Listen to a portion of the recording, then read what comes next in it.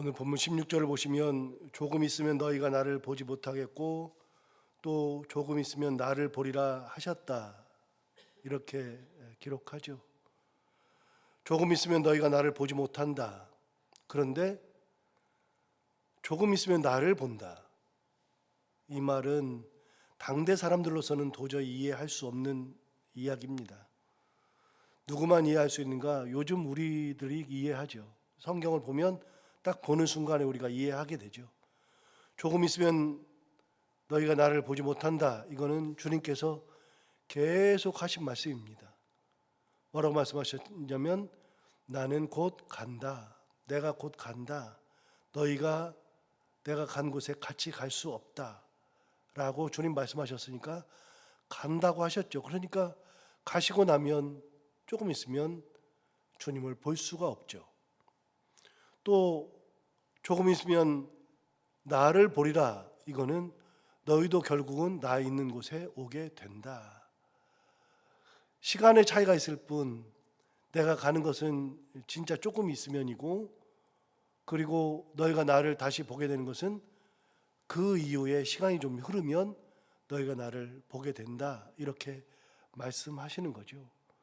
이런 얘기를 할 때 전혀 이해하지 못하는 겁니다. 무슨 얘기를 하는 것인가? 자, 그러니까 제자들에게서 이런 얘기가 나옵니다. 17절 보시면 제자 중에서 서로 말하되 우리에게 말씀하신 바 조금 있으면 나를 보지 못하겠고 또 조금 있으면 나를 보리라 하시며 또 내가 아버지께로 감이라 하신 것이 무슨 말씀이냐? 제자들은 전혀 이해하지 못합니다. 왜 조금 있으면 간다 그러시나? 그리고 왜 또 조금 있으면 나를 보리라 하시나? 이 말이 이해가 안 되는데, 그러면서 내가 아버지께로 감이라 이렇게 말씀하시는 것을 이해하지 못하겠다. 제자들이 서로 이렇게 이야기하는 겁니다. 18절도 똑같은 얘기입니다.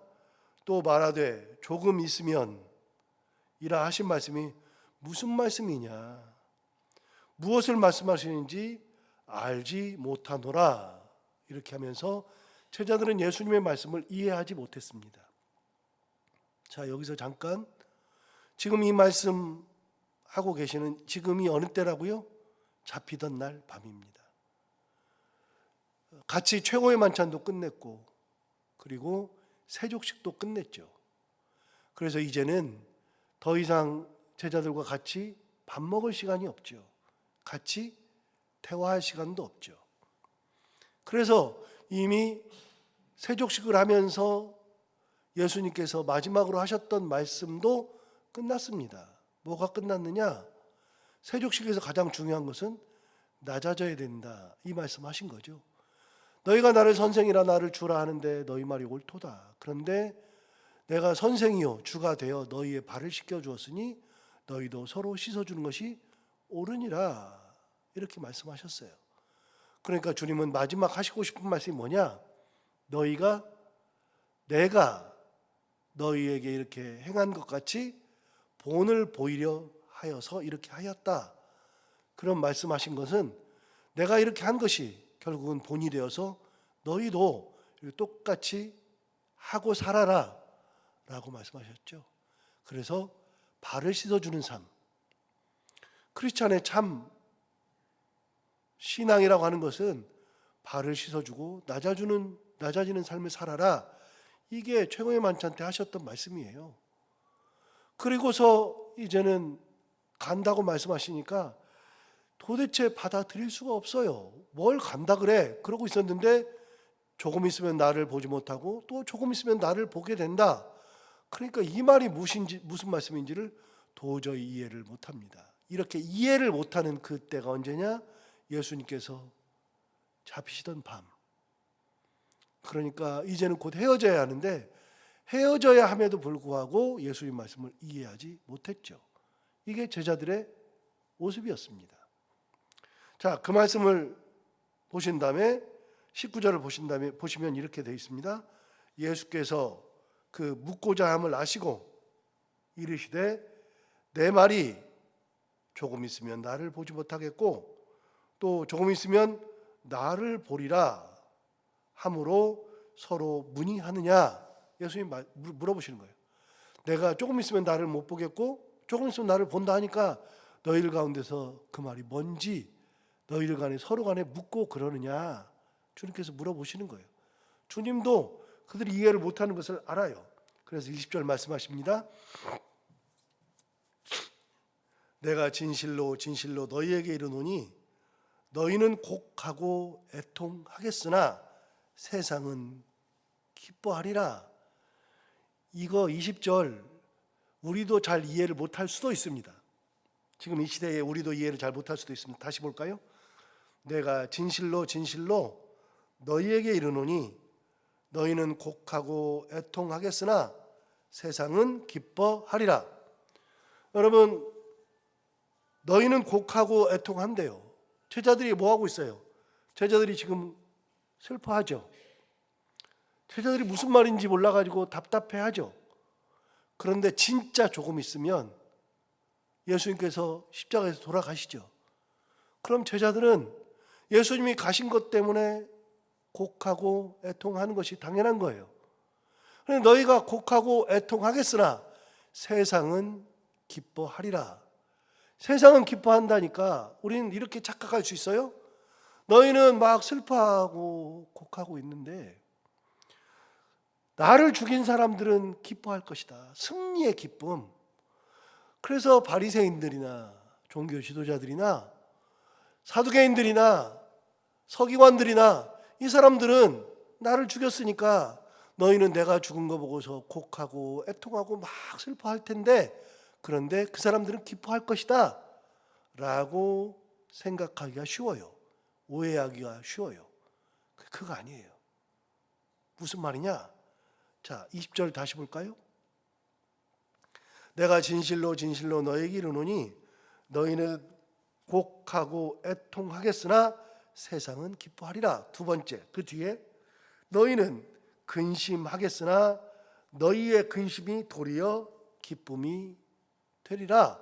여기도 똑같은 내용이에요. 너희가 막 근심해요. 예수님 가셨으니까 막 근심해. 우리는 어떻게 살아? 우리는 어떻게 해야 돼? 그리고 근심하겠는데 세상은 뭐 하느냐?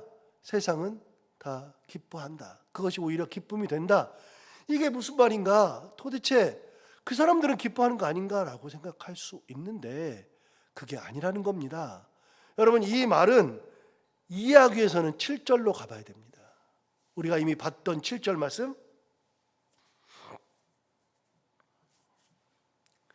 7절 그러나 내가 너희에게 실상을 말하노니 내가 떠나가는 것이 너희에게 유익이라. 내가 떠나가지 아니하면 보혜사가 너희에게로 오지 아니할 것이요 가면 내가 그를 너희에게 보낸다. 여러분, 7절 말씀은 아주 독특하면서도 꼭 기억해야 되는 말씀인데 예수님께서 가신다 그러니까 다 근심해요.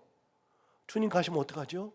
다 근심하고 있을 때 주님 뭐라 그러냐면 내가 떠나가는 것이 너희에게 유익이다 그렇게 말씀하셨어요. 도대체 왜 주님은 떠나가는 것이 유익일까요? 주님께서 떠나가는 것이 유익이 아니죠. 제자들의 입장에서는 우리는 3년 동안 주님을 따라다녔고 주님이 우리의 모든 것 되시고 주님이 있기에 우리도 있고 그러는데 주님이 가시면 우리는 어떡하나 이런 생각이 딱 들어요. 큰일 났네. 그런데 우리 주님 뭐라 그러냐면 내가 떠나가는 것이 유익이다. 내가 떠나가야 보혜사 성령이 너희에게 오실 것이다 라고 얘기해요. 자, 다시요. 지금 우리가 사는 시대가 무슨 시대라고요? 성령 시대.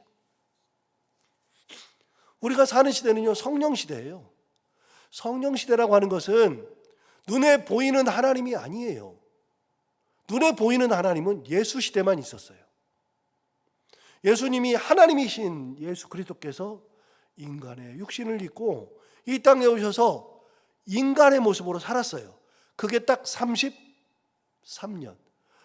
이 하나님이 천지를 창조하고부터 지금까지 하나님이신 분이 인간의 모습으로 나타난 것은 딱 33년. 그래서 인간이 하나님을 본 때는 33년. 그래서 예수님은 보이는 하나님이에요. 보이는 하나님. 이 보이는 하나님은 어떤 시대냐? 그 보이는 하나님을 만나는 사람들이 은혜 받는 시대. 그러면 구약 시대는 뭐냐? 구약 시대는 이스라엘의 하나님, 그래서 민족의 하나님. 그래서 하나님은 보이지 않지만 하나님은 한정되게 이스라엘 사람들에게만 아버지 하나님으로 나타났어요. 그래서 이스라엘 사람들은 자기들을 뭐라 그랬냐? 선민이라 그랬다고요. 선택된 백성이란 뜻이죠. 그러니까 이 세상에 많은 사람들이 있는데 그들 중에 선민, 즉 선택된 유일한 백성들. 그래서 구약시대는 선택된 백성들에게만 나타나신 하나님. 예수 시대에는 예수님을 만난 사람들에게 은혜를 주시는 하나님. 그럼 성령 시대는요? 성령 시대는 눈에는 보이지 않으나 온 세상에 충만하신 하나님, 모든 사람들에게 다 나타나신 하나님. 이 모든 사람들이 예수 그리스도의 십자가를 바라보고 십자가의 죽으심을 믿으며 우리 죄를 지고 가신 예수 그리스도를 믿음으로 구원받는 시대, 모든 사람들에게 은혜가 편만한 시대가 된 것이 바로 성령 시대죠. 그러니까 내가 가는 것이 너희에게 유익이라고 하는 것은 뭐냐면, 지금 나를 만난 이 시대는 나를 만난 사람들만 은혜를 입어요. 병고침이 필요한 사람은 예수님이 계셔야 병고침이 일어나고, 귀신이 쫓겨나기를 원하는 사람은 귀신이 쫓겨나기를 원할 때 예수님을 만나야 귀신이 쫓겨나고, 그리고 죽은 자가 살아날 때에도 예수님이 계셔야만 죽은 자가 살아나죠. 예수님이 안 계시는 곳에서는 누구도 예수님한테 그런 얘기를 한 적이 없고 누구도 그런 것을 바라지도 않아요. 그런데 예수님이 오신다 그러면 열광하면서 예수님 앞에 가죠. 왜요? 예수님을 만나야 병고침이 있고 은혜가 있고 마음의 평안이 있고 죽은 자가 살아나고 이런 모든 것이 있어요. 그런데 예수님이 가셔야 우리에게 유익인 것은, 내가 가야 보이지 않으신 하나님이신 성령이 오셔서 모든 사람들에게 다 은혜를 주시니까.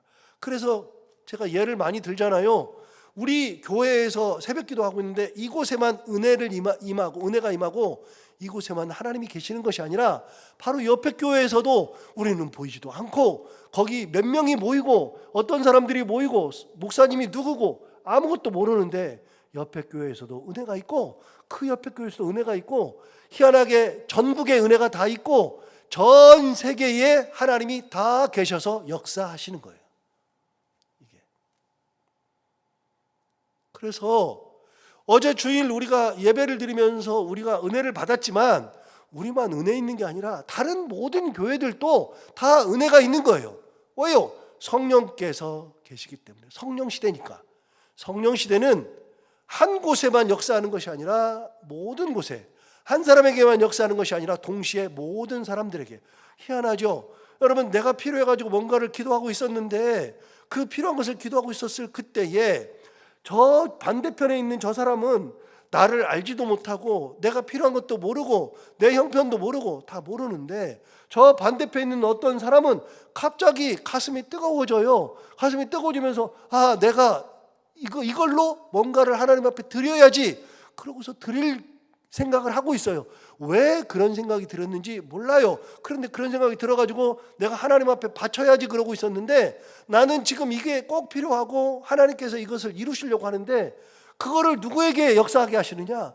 저쪽 반대편에 있는 사람들에게 하나님 찾아가셔서 역사하셔서 그분이 나의 필요를 채우도록 하나님이 하셔요. 희한하죠? 내가 기도가 필요한데 어느 누군가가 나를 위해서 기도하고 있어요. 희한하죠? 내가 기도하고 있었는데 그분이 생각나요. 오늘 아침에 생각나.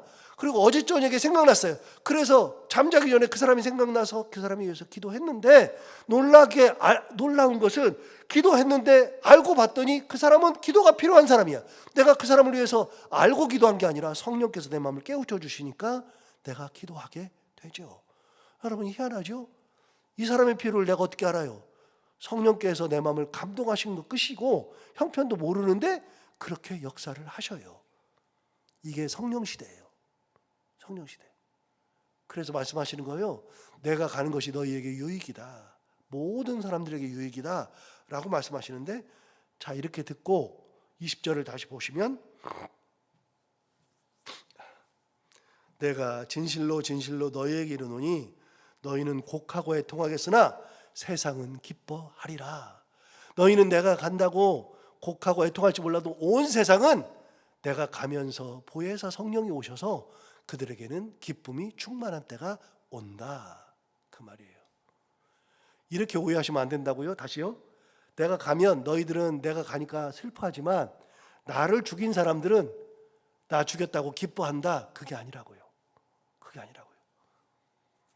우리는 그렇게 오해하기가 쉬워요. 그게 아니에요. 모든 세상 사람들이 다 기뻐해요. 자, 너희는 근심하겠으나 너희 근심이 도리어 기쁨이 되리라.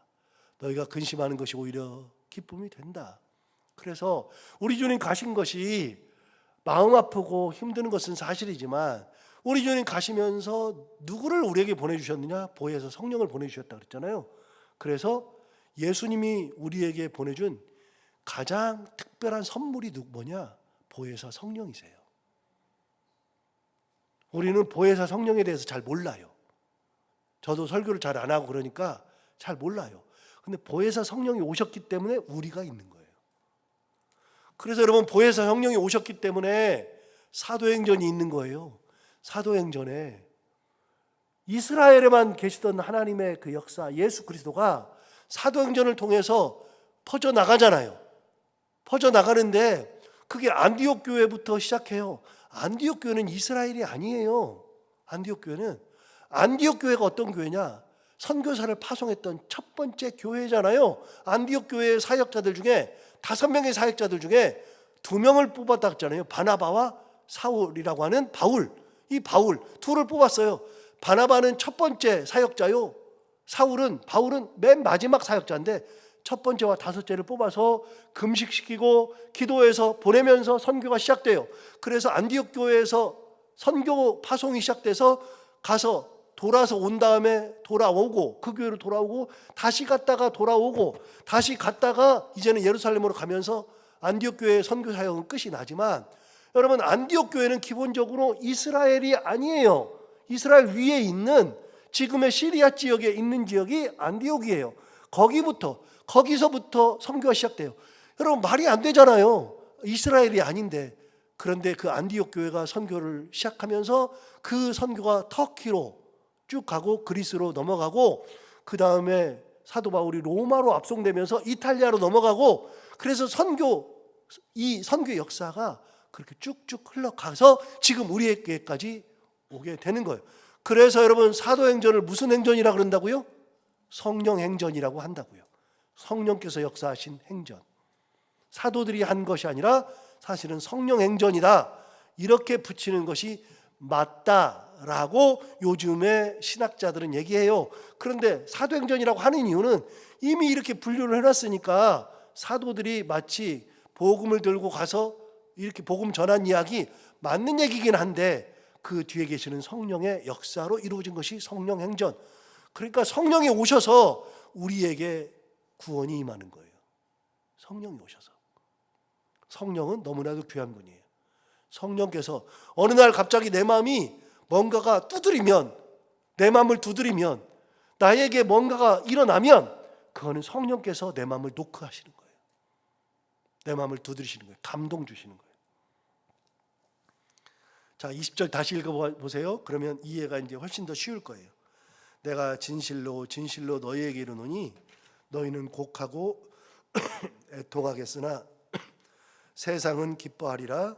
너희는 근심하겠으나 너희 근심이 도리어 기쁨이 되리라. 그렇게 하고서 21절 보시면 해설이에요. 예수님의 해설. 어떤 해설이냐? 여자가 해산하게 되면 그때가 이르렀으므로 근심하나. 여자가 해산할 때가 되면 근심하죠. 그런데 하반절, 아기를 낳으면 세상에 사람 난 기쁨으로 말미암아 그 고통을 다시 기억하지 아니하느니라. 여러분, 아이를 해산하는 산모들은요 다 불안해요. 혹시 잘못될까 봐, 아이가 잘못될까 봐, 혹은 내가 잘못될까 봐. 산모들은 내가 잘못될까 봐도 불안해해요. 요즘은 아이 낳다가 돌아가시는 분이 있어요. 요즘도 있긴 있는데 요즘은 거의 없어요. 왜요? 요즘은 워낙 병원이 잘 돼 있어가지고 아이를 잘 받아요. 그런데 아이를 받는 것보다도 요즘은 그냥 조금만 위험하면 배를 잘라버리잖아요. 그래서 제왕절개를 하잖아요. 제왕절개를 하니까 그냥 아이를 배에서 꺼내버려요. 그러니까 큰 위험이 없어요. 그런데도요, 놀라운 거는 우리 교회도 산모들이 가끔 있는데 산모들이 있으면 가기 전에 이제 애를 낳으러 가기 전에 꼭 기도를 받고 가요. 기도해 달라 그래요. 왜요? 불안하거든요. 그래가지고 기도하잖아요. 그러면 마음의 안정을 얻어요. 괜찮다고 확신 주고서 보내요.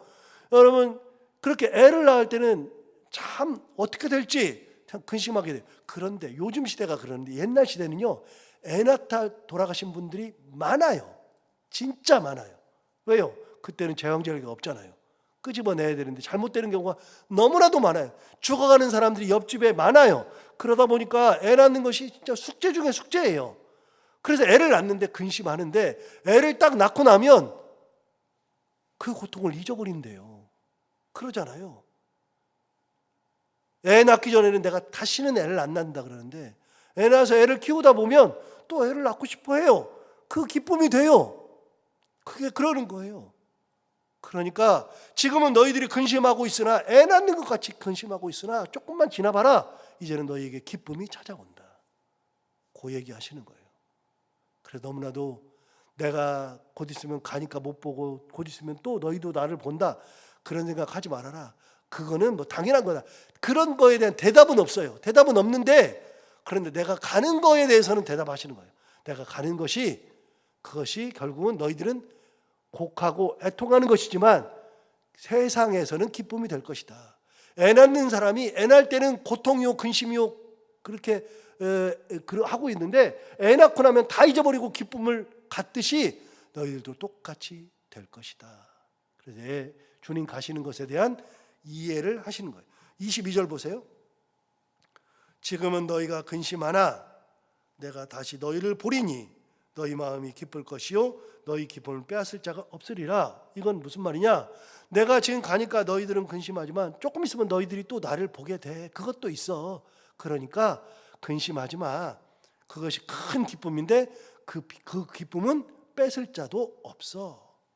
그러니까 너희들이 근심할 필요가 없다. 그 말이죠. 23절 볼까요?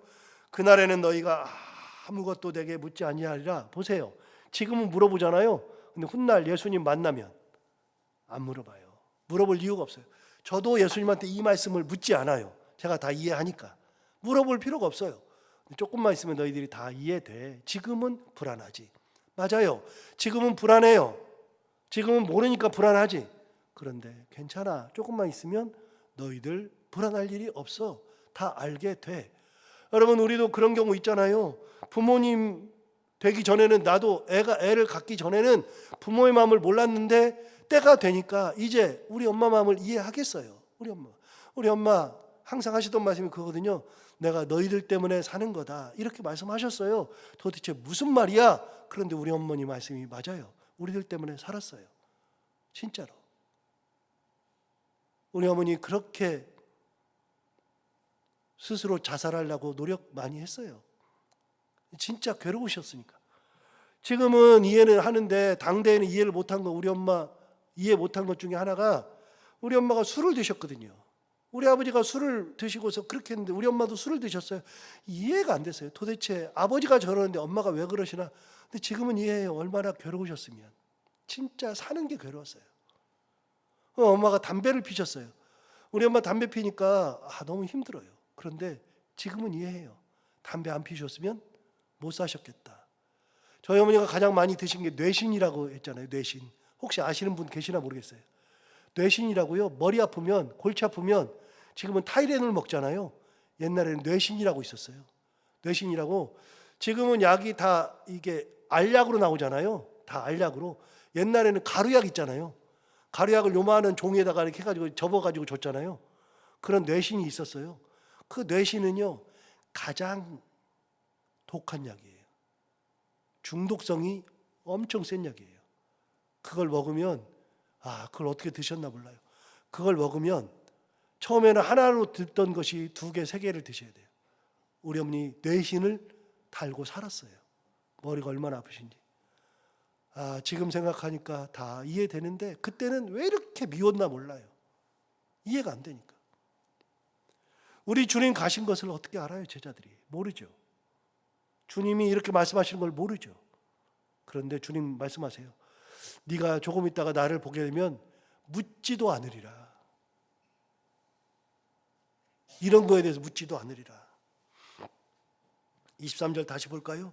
그날에는 너희가 아무것도 내게 묻지 아니하리라. 이제 그 다음이 중요해요. 23절 하반절은 절을 따로 하면 참 좋았을 걸. 23절 하반절. 내가 진실로 진실로 너희에게 이르노니 너희가 무엇이든지 아버지께 구하는 것을 내 이름으로 주시리라. 이제부터는 내가 가면 너희들이 구하면 내가 다 내 이름으로 주리라. 24절. 지금까지는 너희가 내 이름으로 아무것도 구하지 아니하였으나 구하라 그리하면 받으리니 너희 기쁨이 충만하리라. 이제부터는 내 이름으로 구하면 된다. 자, 여기서 잠깐. 지금까지는요. 자, 조금 있으면 예수님 가셔요. 예수님 못 봐요. 근데 지금까지는요. 예수님한테 구했어요. 다 구했어요. 어떻게? 얼굴 보고. 지금까지 구했어요. 그럼 주님께서 다 이루어 주셨어요. 그런데 이제부터는요. 아버지 하나님께 구하는데 이제부터는 예수님이 안 보이니까 예수님한테 직접 구할 수 없으니까 예수 그리스도의 이름으로 구하면 다 이루어진대요. 그래서 우리가 기도 끝날 때 뭐라고 기도해요? 예수 그리스도 이름으로 기도합니다 하잖아요. 우리가 기도할 때는 주님의 이름으로 하는 거예요. 여기 얘기하잖아요. 내 이름으로 아무것도 구하지 아니하였으나 구하라 그리하면 받으리니 너희 기쁨이 충만하리라. 내 이름으로 구하면 이제는 다 이루어주겠다. 다시요. 예수님을 볼 때는 예수님한테 직접 구하면 돼요. 그런데 이제는 안 보이잖아요. 그러니까 예수님의 이름으로 구하는 거예요. 예수님의 이름으로 구하면 아버지께 구하면 다 이루게 되리라. 그래서 안 보인다 그래서 응답이 없는 게 아니라 이제는 안 보여도 내 이름으로 구하면 다 이루어질 거니까 걱정하지 말아라. 이게 예수님께서 잡히시던 날 밤에 근심하고 있던 제자들에게 하시는 말씀이에요. 자, 오늘 이 말씀 다시 한번 생각하면서 주님이 가셨기 때문에 우리에게 기쁨이 충만하고 우리들에게 구원이 임하고 성령께서 우리에게 오셔서 우리의 문을 두드려 주시고 그리고 우리가 예수 그리스도 이름으로 기도할 수 있는 그런 기쁨을 얻게 되었다는 것 다시 한번 생각하면서 주님의 은혜에 감사하면서 살아가는 저희들 모두가 다 되기를 바랍니다. 기도하겠습니다. 하나님 아버지 감사합니다. 오늘도 귀한 말씀 우리를 깨우쳐서 감사합니다. 이 말씀 듣고 같이 나누어 보니 우리 주님 하신 말씀이 무엇인지 깨닫게 됩니다. 제자들이야 당장 예수님이 사라지니 그것이 너무나도 큰 근심이요 걱정이 되지만 예수님은 그것이 우리에게 유익이다 말씀하셨습니다. 이해가 되지 않았지만 지금 생각해 보니 지금 알고 보니 주님께서 가시고 보혜사 성령을 보내신 것이 얼마나 귀한 것인지 주님의 특허와 같은 가장 귀한 선물인데 그 선물을 우리에게 주시고 가신 것이 얼마나 대단한 것임을 깨닫게 해주셔서 감사합니다.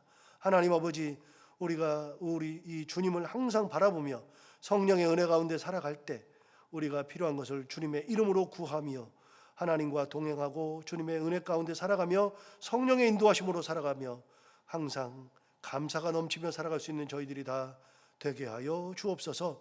하나님 아버지 오늘도 하루 살아갈 때 이 말씀을 기억하며 살게 하여 주옵시고 이 말씀이 우리 가운데 힘이 되기를 원하며 오늘도 기다려 나온 사랑하는 성도들 한 분 한 분의 그 열정과 그 헌신을 기억하여 주옵시고 우리들의 기도가 하나도 땅에 떨어지지 아니하고 다 하늘에 상달되어 하늘의 은총으로 응답받고 돌아가는 그런 시간이 되게 하여 주옵소서. 하나님 아버지 이번 한 주간 동안 우리 교회가 마음을 다해서 기도하고 있습니다. 항존직을 선출하는 귀한 날이 다가오고 있는데 하나님 아버지 간절히 기도하오니